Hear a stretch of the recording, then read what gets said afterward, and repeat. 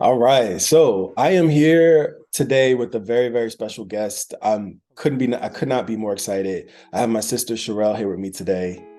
Sherelle is a registered nurse. So Sherelle, I'll just kind of go through with you the purpose of the podcast, and the purpose of, what I'm doing here. So I am a professional coach, and as a professional coach, one of the things that I do is really try to support folks. And I don't like using the word help because I feel like we're adults. And, while people can use help, support is what I think most adults use or can use, is particularly in our professions. So, Sherelle, as you know, I'm a police officer, you're a nurse. I'd like to have more first responders on here, but I could not be more happy that you're my first guest on this podcast. So today, Sherelle and I are going to kind of discuss some of the things that kind of go on in high stress environments and high stress professions and high stress occupations. Some of the anxieties, how she deals with some of the stressors that come along with that level of work. We're gonna really get into it. We're gonna have some fun, and I could not be more excited. Sherelle, before we get started, I want to go through with you kind of the three levels of how I look at support, right? So we know that there's support with medication, and we know that there are downfalls to that support, and there are good, of course, medication can be helpful to some, but oftentimes we find that medication leads to, different types of addictions and different types of side effects and things like that. So then we kind of go over to therapy, and I think therapy is extremely beneficial, and I highly recommend it to folks who want it. Therapy is a look back at your past to figure out where you are right now. Coaching differs from both, and coaching is more of an advocate, is more of somebody who's by your side. Like I said, that support system, there to ask you those powerful questions, there to hold you accountable, and that's what I do as a coach. So, again, my primary occupations in coaching and my clients usually come from high stress environments, military, police, firefighters, and doctors and nurses. So I'm really excited to have you on. Sherelle, I'm going to shut up and I'm going to ask you to introduce yourself. So, as you have already said, my name is Sherelle. I am a nurse. I'm a registered nurse. I've been a nurse for, I would say, 14 years. I started out as an LPN and worked my way up to RN. I currently hold a bachelor's in nursing and science. I am a travel nurse, and I currently work in the OR. Nice. All right. And what does that stand for? Operating room. All right. All Oh right. yeah, Grey's Anatomy stuff. Yeah. So when you say that you're a traveling nurse, I'm assuming that means that you travel to different hospitals in their operating rooms and you conduct your business there. Is that correct? Correct. Okay. All right. So why did you decide to become a nurse? So, there's many reasons. One specifically is I was hospitalized, and during my hospitalization, I encountered nurses that were absolutely amazing. Um, and I also encountered the opposite. I thought that, I was going to join this beautiful team and be a part of this lovely environment, and um, just be a part of something where, like I could give back just the way that I wanted to be one of the nurses that cleaned up the system and did better for the patients and for, healthcare in itself. Right. So I feel like my motivation was probably, the encounter with good nursing, Right. good nurses, Right. and just wanting to be like that. Yeah. No, that makes sense. So I think that oftentimes we find that our motivation comes from our experiences, our life experiences, and honestly, sometimes that's how we fall into our occupations, right? So, when I was younger, I didn't necessarily have the sad sob story that some have. That no, I totally appreciate it, but I was blessed. I had money, I had means. My mom made a pretty good way for us, and so I had cars and stuff like that when I was a teenager. But one of the things I found was that I would get pulled over And sometimes I'd ask why, and sometimes there wasn't really a good reason.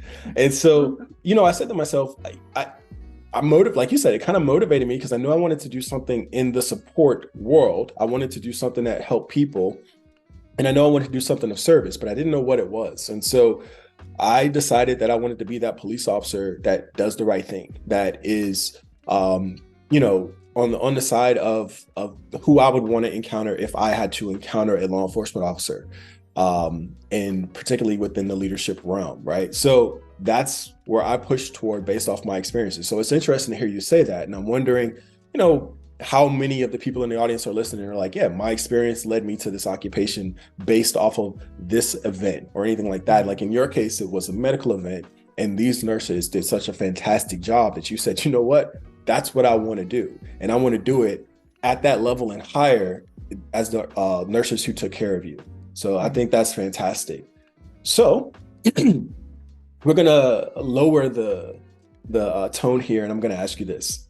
What is your favorite ER or nurse-related movie or TV show? ER or nurse related? Definitely medical related would be House. Okay. Um, Is it because of the plot, because of how real it is, or is it because of what is it for? so the diagnostics, the actual I guess diseases, Okay. the things that the people actually go through, the symptoms, the illnesses, those are pretty Realistic. Those are Okay. pretty good. Okay. A lot of times I'm like, oh, what did House say? Maybe I know this one. But it's real as far as you get to see that doctors have their weaknesses, right? Right. You get to see that, okay, well, he is an individual that people go to. Like when there's no answer, House has an answer, right? But then on the flip side, you see that he is dependent on opioids. He needs his own help. He has a story within this story. Right. And there's other stories within this story. Sure. And they are, for the most part, a little bit realistic, and you would think, okay, well, there's an OR. Shouldn't Grey's Anatomy be the thing? Yeah. Right, yeah. Do you like Grey's Anatomy? Grey's? While I did enjoy some of the, because, okay, Grey's Anatomy has these extremes, right? Okay. So it's like, oh yeah, everything's right. And then there's just this, oh yes, that happens. Okay. There are extremes. There are days where there's no stopping. There's no stopping. Everything is just moving, and it just keeps moving. And it's just like you don't anticipate trauma after trauma after trauma just coming in. And sometimes that is what it is. Okay. But you don't have a McSteamy and a McDreamy. No. Okay. So there is no. They're not that hot. Okay. All right. And there's a lot of things that just are not realistic, and you're like, yeah, that would never happen. So that's not. It's entertaining, but it ain't. No, I get it. Yeah. Particularly if you watch a lot of action movies, you get the police movies where these cops are doing all kinds of stuff, and you're like, yeah, you would go to jail if you did that. Or they shoot up a whole block, but there's nobody taking a report. It just kind of things just happen, and then it's like they save the county or the world or whatever. So yeah, I get that. What skills and personality traits do you feel is important for someone to be a nurse? So as a nurse, you can't there's no teaching compassion. Right. You can't teach someone how to be compassionate. You can't teach someone how to care and to be selfless and to think of someone else, think of someone else's needs. And that's one of the things that I think is very, it's paramount in nursing, is to be able to say, okay, I'm the patient advocate. I am here for the patient. I'm going to be able to, just to put my differences aside and humble myself. Right. So you need to be able to humble yourself. You need to be able to say, okay, I want to be a go-getter. I want to educate myself and the education doesn't stop at the NCLEX and taking the exam and passing the exam. You have to ask questions. You have to be able to say, okay, well, like, as a nurse or healthcare worker, as a matter of fact, in any profession where you're dealing with other people, you have to think, well, what is this person going through? And at the end of the day, you may not know. So you just have to be able to just pull out, just know what it is, your purpose is, know your responsibilities, be able to, identify your resources, right, and then go from there. Like, you don't know, ask. Okay. Like, that's important. Right. Okay. All right, cool. So tell me about your longest day as a nurse. And what I mean by that is, tell me about a day that, and because I know your profession, you may say I've had a lot of long days, and that makes total sense. And I don't mean in time wise. I mean days where you were like, wow, at the end of the day, you were exhausted. It could have been a 5-minute thing that happened, but you were exhausted because of something that happened. And we're going to go more deep. We're going to go kind of deeper into that question, but just start off with, what's your longest day look like? So like you said, I have had a lot of long days. My longest days usually are around something that is emotionally draining. Okay. So not necessarily physically, but emotionally. When a patient passes, or like, I can deal with the combative patient. I can deal with the patient screaming, cursing, or because that's normal, right? No, but yes. But for the most part, death and dying and grieving, that for me, I can't necessarily say that I've dealt with a lot of that in my personal life. So when it comes up to being empathetic, sympathetic, and being able to put myself in my patient's family's shoes and my patient's shoes, that's one of the things that I feel like takes a toll on me, and that makes my day a lot longer. Okay. That makes sense. Can you give us a story that you wouldn't mind sharing? So, story-wise, I would say my first organ donation would be one of the nights that I felt like this was the longest day, night, moment. Like this, like the minutes felt like hours, the hours felt like days, the days felt like years, right? What does that mean, organ donation? So it is someone when someone, your license, you got a license, you can put the gotcha. Right. Okay. So this is a person who either they have chosen, or the family member next of kin has chosen to give this person's organs as a gift to someone else. Sure. So this person is gifting someone else with heart, lungs, skin, anything, right? Yeah. To extend the life, or to kind of improve the quality of life of someone else. Right? Okay. Wow. So that's what the organ donation really is. Right. And why was it so difficult for you? So this day in particular, this was my first, like I said, my first time actually being in a surgery like this, and to have a patient, to have a patient open, and to have like people just taking organs and just walking off with like coolers of the patient's organ, and just like leaving the patient behind. Like, as a nurse, we do what we can as a nurse or healthcare professional, right? You're doing what you can to preserve life. You're doing what you can to keep this person alive. And this person in front of you is your patient. Right. This is your patient. Sure. So you're not, in your head, you're not thinking about the patients that, well, in this particular day, I was not thinking about the Right. patients who are going to receive these gifts. Right. I was thinking about my patient. Wow. This is my patient. Wow. So I, that day was like, oh my gosh, Yeah. like they're asking me to prepare the body. Like Right. I'm not doing that. Right. This is a human being. Like I will not put this patient in a bag and, roll it over to pretty much a big fridge. No, this is a person. Right. So I would say like Right. that was Yeah. my longest. No, and that would make sense, right? Like this, like you said, you almost have this connection to the patient, it seems like, and that's your patient. You said that numerous times, and it makes sense because you probably spent time with that patient. You tried your hardest to help the survival of that patient, and when it didn't work out, you're seeing things taken away from them, and I can't imagine how that would feel. Now that you've gone through it, and I'm assuming that you've probably experienced it a lot more, that because you've been a nurse for how long?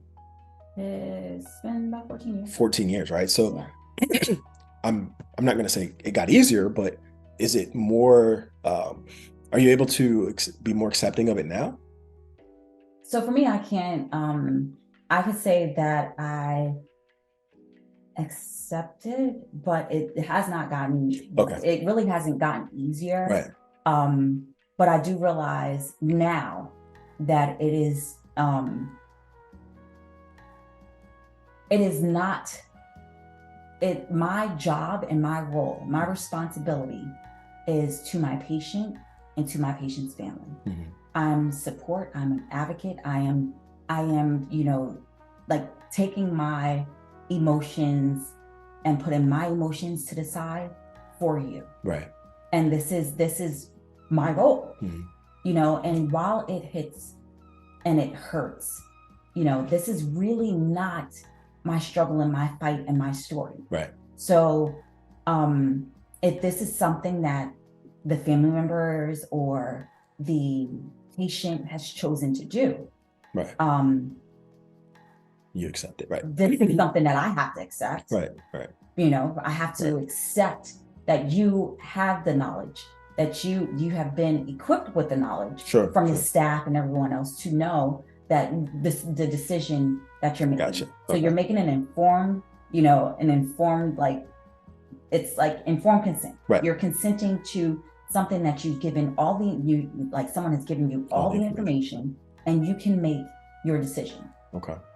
Let me ask you this, right? So it seems like you do what a lot of first responders do. And again, this is not a judgment. This is probably what I think most people have to do to cope, is you've separated the job from the actual person. And you said, this is them, this is their family. I care about them. I care about my patient. I care about the decisions that they make. But this is my job and I'm doing my job, right? How do you deal with, because I'm assuming, and you can correct me if I'm wrong, that you've seen, some pretty tragic things happen, particularly when it comes to children, particularly when it comes to maybe someone that you got to speak to for a while, like a patient that you really got to know.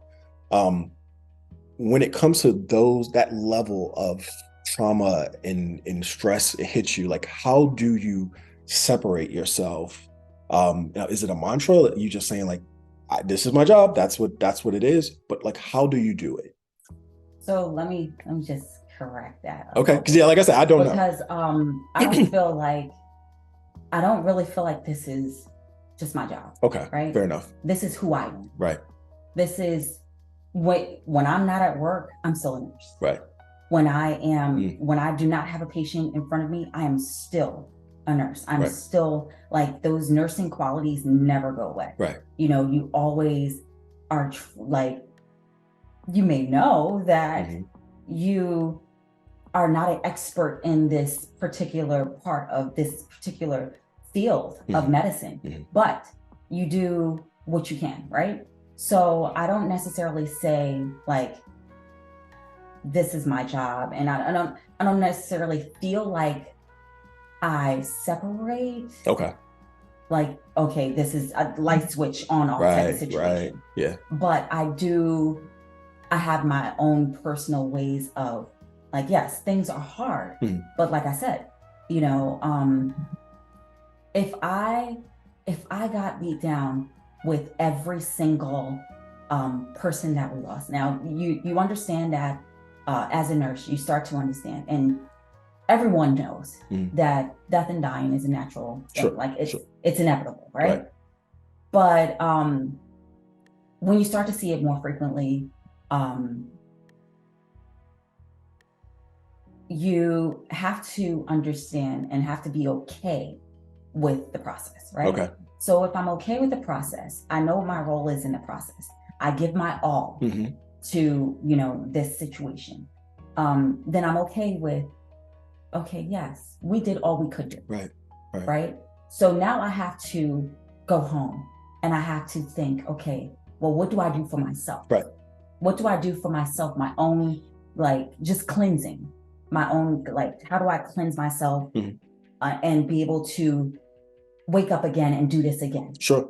Not the death and dying part. No, I know what you mean. Right? Yeah, I know what you mean. I'm going in and working with another patient. Right. Right. So. And how do you do it?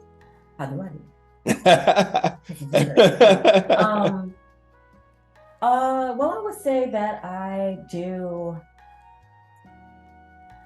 a lot of listening to some R&B. Right. Okay. So right. I do have moments of retail therapy, Nothing wrong with that. exercising, and just really stuff that I like to do. Right. Like self-care that Sherelle wants to do for Sherelle. Right. You know? Right.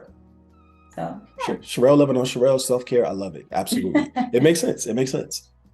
Well, so you said a lot of interesting things and a lot of things that make a lot of sense. And I think it's when you're in an occupation where it's support, where it's service, like you said, it never really turns off, right? Like I don't think I ever go anywhere and I'm thinking to myself that I'm not a police officer. And I'll give you an example. Over the weekend, me and your niece, we went to IHOP and we were at IHOP and somebody fell out. And there wasn't a moment. I mean, there were a lot of people standing around and kind of being in this occupation that it's no fault of anyone's, but people don't know what to do. So they just kind of stand around when something happens and they're just thinking to themselves, kind of going through the motions of what should I do? They feel helpless, right? But I don't feel helpless because I know I have some level of training that can at least help someone. So I immediately changed, saying, off duty, want to help, what can I do? And I started talking to the person and I said, hey, what are your symptoms?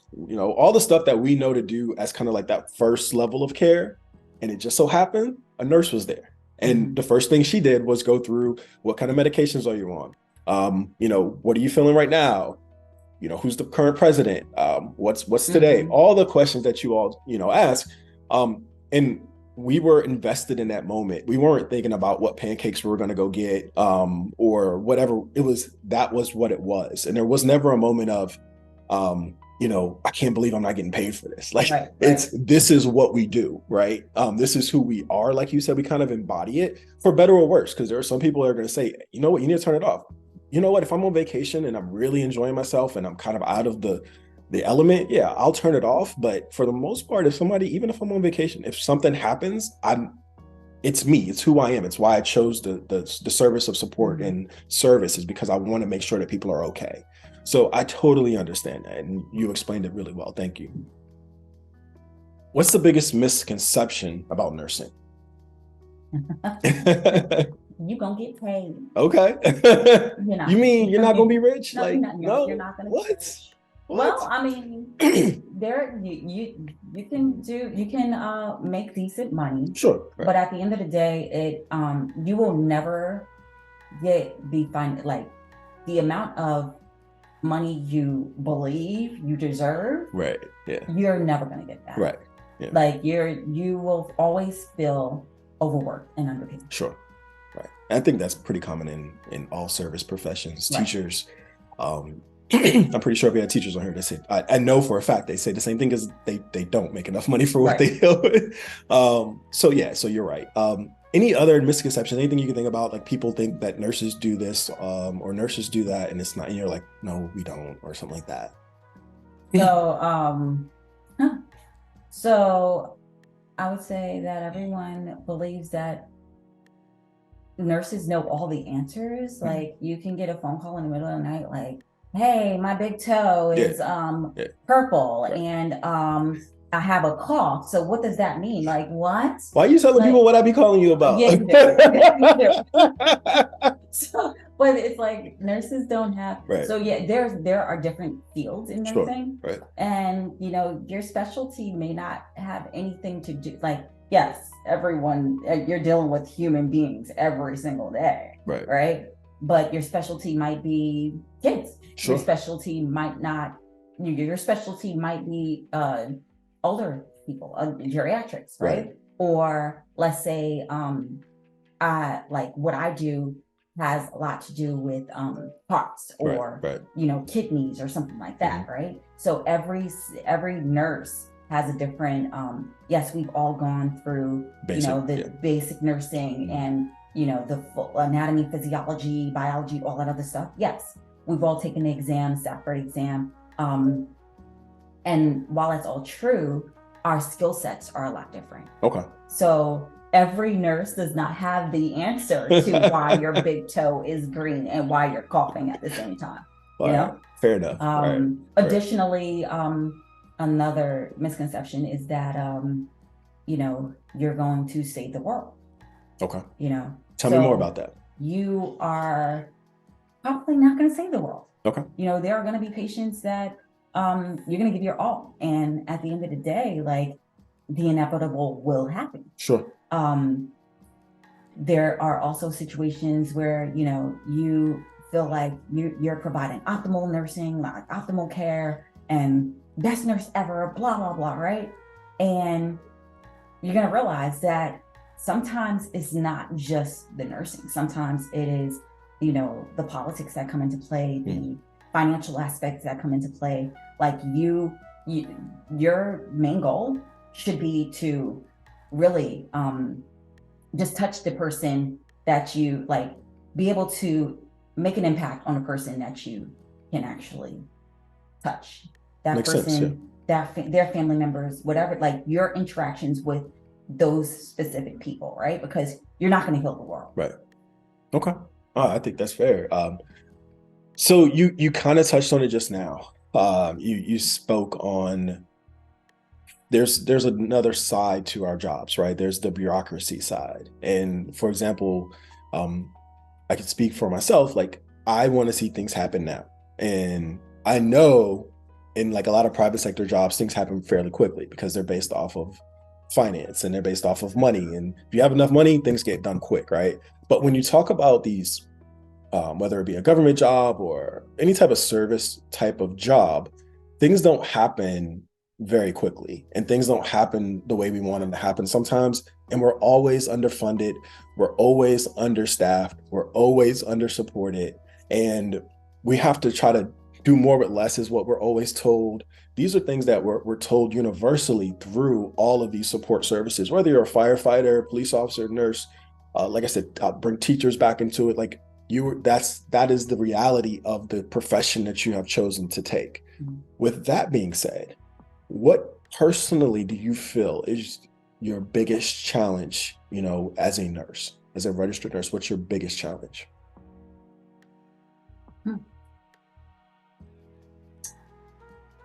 Well, I think that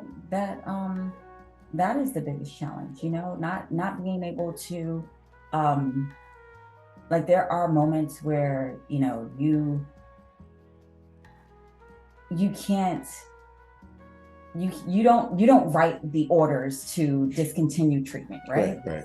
So there's this limitation, right? So as a nurse, you have protocols, you have your job, what you are actually qualified to do, and yes, there are things that are out of your scope of practice that you just cannot do. And that's the most challenging thing because you want to help in so many different ways. And there's things that you see and you're like, oh my gosh, I want to change that. Oh my gosh, I think I can change that or do something about it.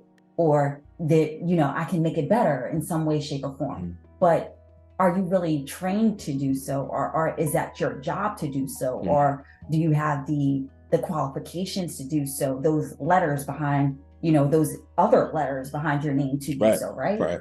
So some of it is, like doctors approve things, right? So there's this ladder. So, when I started nursing, I was an LPN. So, which is another nurse, right? Mm-hmm. So just so there's a ladder. You have your LPN, you have your RN, you have your RN with, associates, bachelors, BSN, bachelors, right? And then your masters and doctorates, right? So you have all different levels, and then outside of the nursing, you have your doctors, and a lot of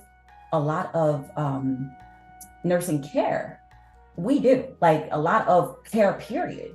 The nurses are actually completing it. The Wow. nurses are bedside and having conversations and talk, like we have that time to actually build, a relationship with our Sure. patients. Yeah.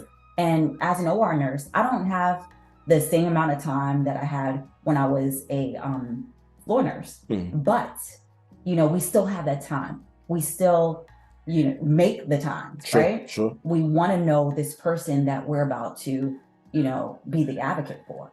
And that's more than just a set of vital signs in some labs, right? Right. So, like for me, just that, I guess, autonomy Yeah. and being able to make those like tweakings and adjustments and stuff like that with my nursing background, and without having the need to every single time I want to do something to ask permission or suggest, right? I would say that that's the most challenging. Okay. That would, wow. Yeah. Well said. Well said indeed. So if that's the most challenging part, what would you say? A lot of my coaching, I kind of coach off of energy, levels of energy. What's the biggest pull of energy? What gives you the most energy? When it comes to your job, when it comes to, whatever it is that you are dealing with at that moment, what requires the most energy? And here's what I mean by that. Is it fellow coworkers? Is it the patient? Is it the policies like you were just speaking about that kind of you have to kind of go by to navigate in order to give the best care? Um, is it just the drive in and the traffic? Like what requires the most energy?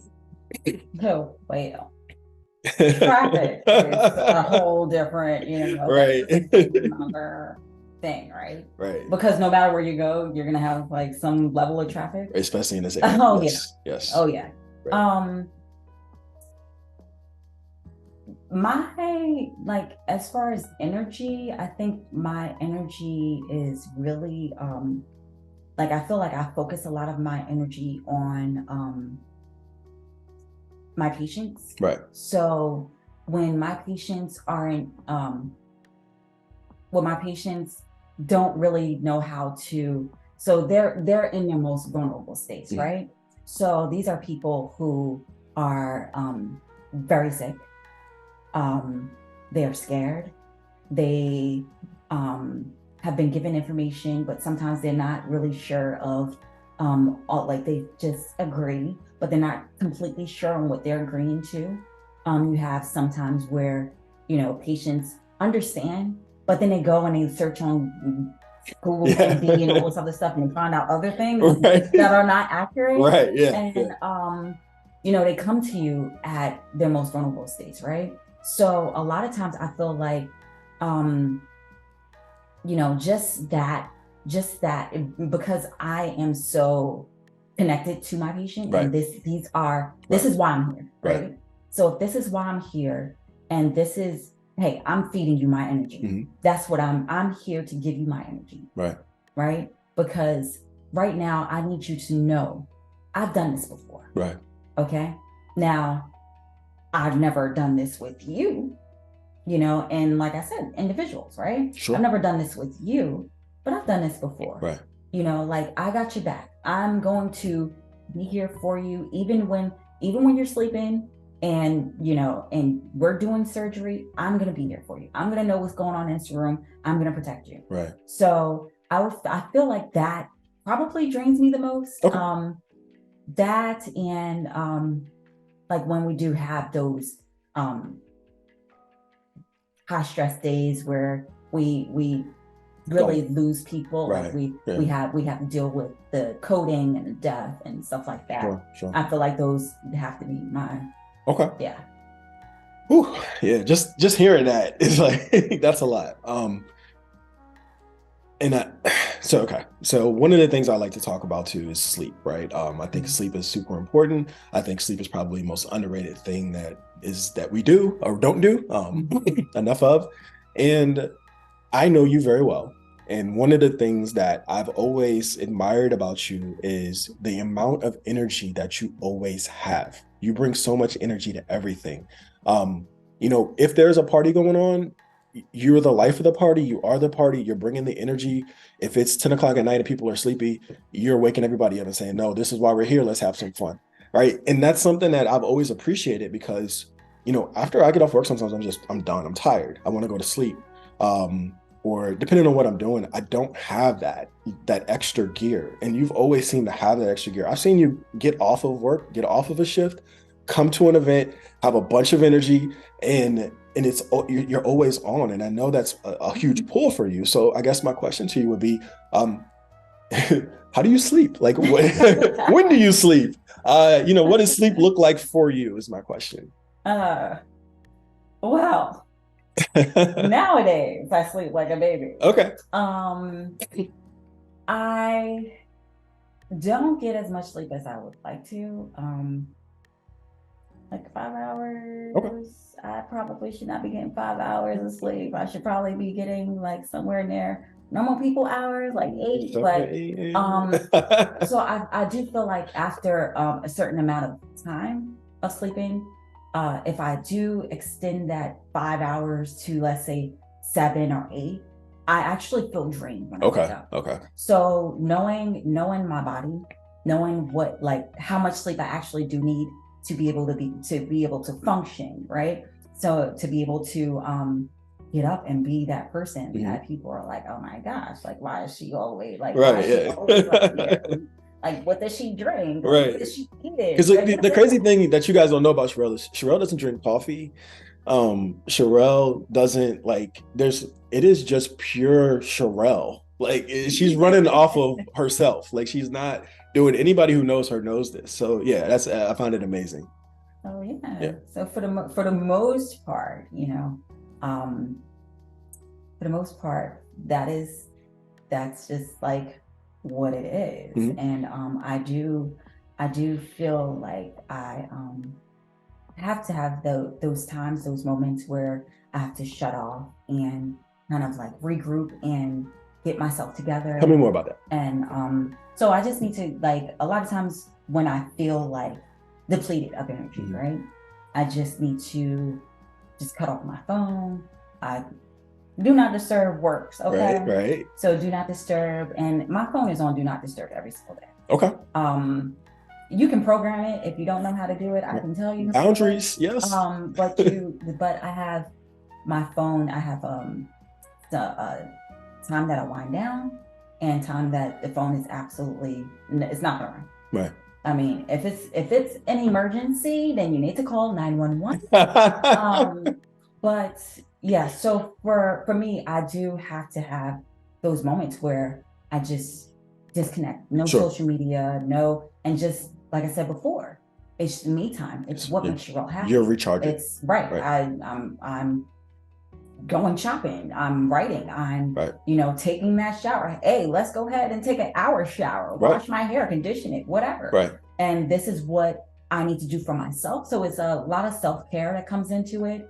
And beautiful. Just being able to re-energize myself with that. Right. Oh, it's beautiful. Absolutely. Message. So okay. Sherelle, how has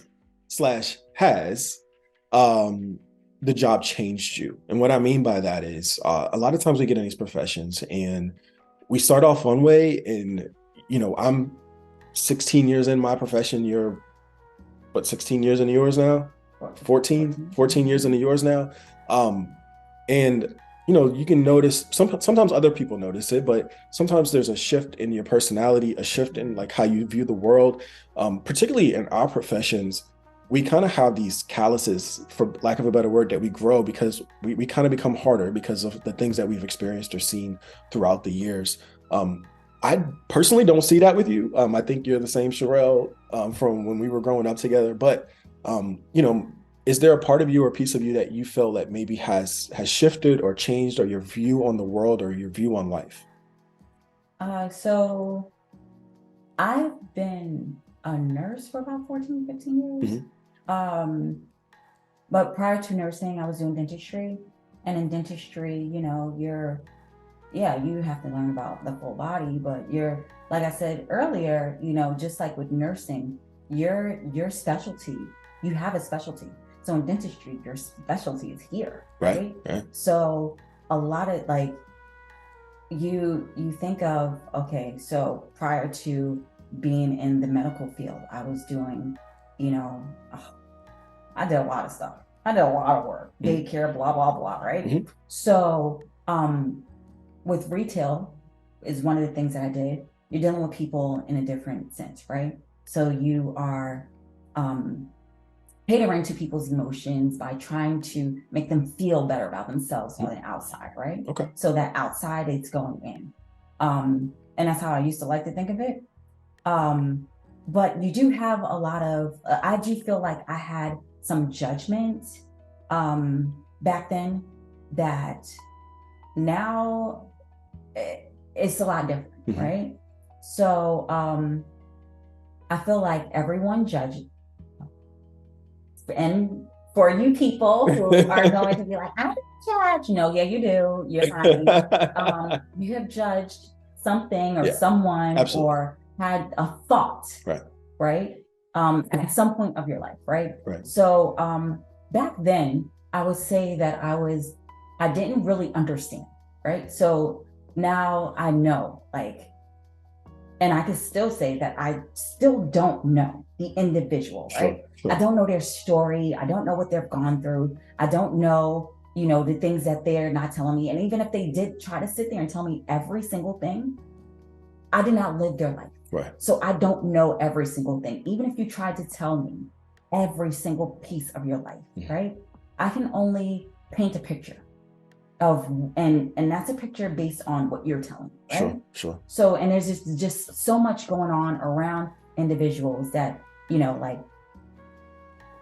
I mean, at the end of the day, this is like, everyone is different. Sure. So you need to be able to like put those thoughts, the thoughts and the judgment to the side. No, and I really do feel like now I'm more open mentally and emotionally to other people's stresses and their stressors and their stresses and weaknesses and their vulnerabilities and what it is that they probably are thinking or feeling. Sure. And I feel more empathetic.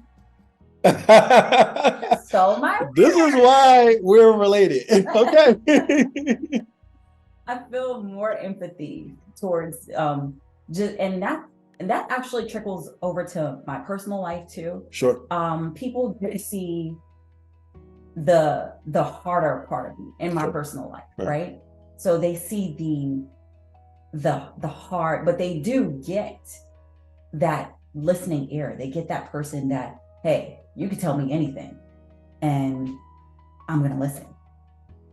Yeah. So I do feel like a lot of my nursing, the different things that I've learned as a nurse and the different things that I've learned to be a better nurse has made me a better individual in both nursing and in my personal life. Fantastic. Yeah, that makes a lot of sense. And just thinking about it, some of the things that you said, there are, trying to approach situations and people without judgment is so freaking amazing when you get to that point.